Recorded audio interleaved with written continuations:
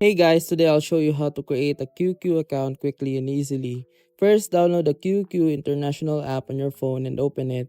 You'll see the main screen, tap on the sign up option. Next, select your country code and type in your mobile number. You'll get a verification code via SMS. Enter it in the app.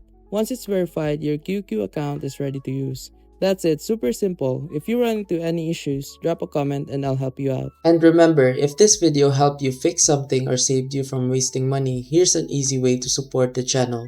You'll find an Amazon link in the description. Bookmark it and use it whenever you shop.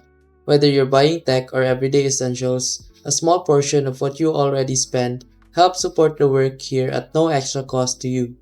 And trust me, Amazon won't even notice. If you want to support directly, you can also buy me a coffee or check out the phone accessories store link below. Totally optional. That's it. Thanks for the support. Stay sharp and I'll see you in the next video.